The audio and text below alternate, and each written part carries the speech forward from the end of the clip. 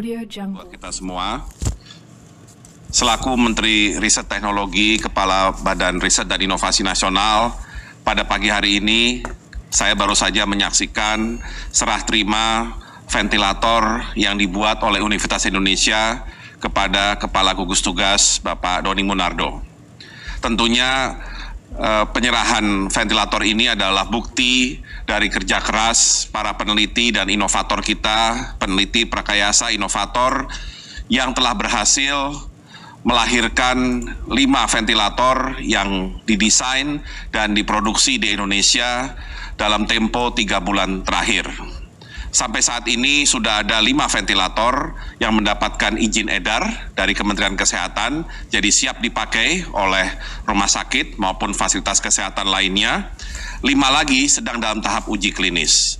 Tentunya apa yang dilakukan oleh Universitas Indonesia sangat membanggakan kami karena sebagai salah satu insan dari dunia perguruan tinggi dan juga dunia penelitian, dalam waktu yang relatif singkat, mereka berhasil membuat sesuatu yang tadinya tidak pernah dibayangkan sebelumnya. Karena kita memang di masa lalu tidak pernah membuat atau mengembangkan ventilator. Meskipun barangkali masih ada komponen import di dalam ventilator tersebut, tapi saya sudah diberi informasi bahwa 70% dari ventilator yang bisa disaksikan ini berasal dari Indonesia atau lokal kontennya TKDN-nya 70%. Dan satu lagi yang tentunya membanggakan dan sangat melegakan kami adalah ventilator ini berhasil dibuat dengan kerjasama atau kolaborasi berbagai pihak. Pertama, di dalam Universitas Indonesia-nya sendiri ini adalah kerjasama antara 2 fakultas, Fakultas Kedokteran dan Fakultas Teknik. Kemudian kedua, untuk membiayai baik proses pembuatan sampai kepada distribusi nantinya, mereka juga bekerja sama dengan Ikatan Alumni, dengan filantropis, ya, dengan metode crowdfunding, sehingga nantinya banyak ventilator yang sudah siap didistribusikan ke berbagai rumah sakit di tanah air. Kemudian dari pihak kami di Ristek BRIN, tentunya kami memberikan dukungan penuh, baik dukungan pendanaan selama masa pengembangan, maupun juga dukungan untuk bisa mendistribusikan alat ini kepada pemakai yang membutuhkan. Dan kita masih menunggu tentunya ventilator-ventilator jenis lain, karena dari semua ventilator yang sudah mendapatkan izin edar, belum ada ventilator yang untuk ICU. Tapi mudah-mudahan tidak lama lagi kita akan mendapatkan ventilator untuk ICU, sehingga boleh dikatakan untuk ventilator ini yang memang dibutuhkan selama masa penanganan COVID, sudah tersedia semua jenis, dari jenis yang sifatnya portable sampai jenis yang sifatnya invasif untuk pasien di ICU. Nah, kemudian sebagai update juga dari inovasi dalam COVID-19, kami dari Konsorsium Riset dan Inovasi Kemristek BRIN ingin menyampaikan bahwa selain ventilator, saat ini kami juga sedang memproduksi rapid test dengan target sampai 2 juta unit. Saat ini sudah mulai diproduksi 100.000 unit dan sudah mulai tentunya dipakai, dan tentunya nanti akan juga membantu Kementerian Kesehatan untuk melakukan atau gugus tugas melakukan rapid test di berbagai tempat di Indonesia, sekaligus mengurangi kebutuhan impor akan rapid test.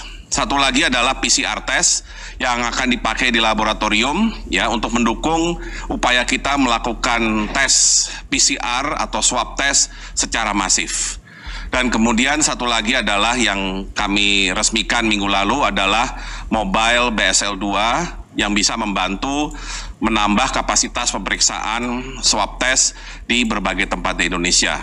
Demikian highlight dari kegiatan riset dan inovasi terkait COVID-19, dan tentunya kami sekali lagi mengucapkan apresiasi yang setinggi-tingginya kepada segenap sivitas akademika Universitas Indonesia yang sudah bekerja keras dengan seluruh pendukungnya, dan juga kami mengucapkan apresiasi kepada seluruh peneliti prekayasa yang sudah sangat antisipatif dalam menangani COVID ini dengan berbagai macam produk buatan Indonesia dan inovasi Indonesia. Assalamualaikum warahmatullahi wabarakatuh.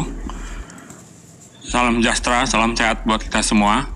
Baru saja tadi kami menyerahkan secara simbolis mobile ventilator kepada Bapak Letjen Doni Monardo untuk disumbangkan kepada rumah sakit yang ada di Indonesia. Rencananya produksinya nanti akan mencapai 300 dan akan diberikan kepada rumah sakit dengan basis. Nah, ini sangat menarik karena ventilator ini tadinya tidak ada. Dan ini merupakan suatu model baru dari pengelolaan universitas ya. Karena ini melibatkan dua fakultas multidisiplin, yaitu Fakultas Teknik dan Fakultas Kedokteran. Ini adalah suatu kesempatan pada kami ya, karena masalah-masalah di dunia ini menjadi sangat dinamis, sehingga tidak bisa diselesaikan hanya dengan satu disiplin. Dan Universitas Indonesia telah terlibat dalam penanganan COVID ini, mulai dari relawan dari Fakultas Ilmu Keperawatan yang bekerja di Rumah Sakit UI. Dan Rumah Sakit UI sendiri sudah dijadikan salah satu rumah sakit rujukan untuk perawatan COVID. Dan tidak hanya itu, disiplin yang lain juga memberikan sumbangan ya. Fakultas Farmasi misalnya itu menyumbangkan hand sanitizer. Termasuk juga fakultas-fakultas yang tergabung dalam bidang ilmu sosio-humaniora. Jadi kami juga mempunyai yang namanya policy brief yang mencakup bidang ekonomi, sosial, hukum yang diberikan kepada pemerintah yang isinya adalah sumbangan pemikiran bagaimana COVID-19 ini dapat ditangani. Karena masalahnya ini ternyata masalah multidimensi, tidak hanya kesehatan, tapi mencakup ekonomi dan juga perilaku sosial. Karena dalam waktu 3 bulan kita berubah dari perilaku yang sebelumnya sekarang menjadi perilaku bersih dan sehat. Yang tentunya ini adalah suatu transisi yang sangat luar biasa dan itu memerlukan mitigasi dan adaptasi. Dan secara budaya mungkin ini akan memakan waktu. Nah, itulah dia kontribusi kami. Mengenai COVID-20 ini adalah suatu proses dari kemudian purwarupa, prototipe, kemudian pengujian klinis, dan sampai kepada pengujian kelayakan produksi. Jadi dari hulu ke hilir. Ini adalah suatu proses yang menarik karena beginilah seharusnya universitas melakukan penelitian, mulai dari konsep sampai dengan akhirnya hilirisasi produk. Tapi yang menarik juga ini adalah keterlibatan pemerintah, dalam hal ini adalah Kementerian Riset dan Teknologi dengan Pak Menteri, Pak Bambang Brojo, untuk melakukan pendanaan.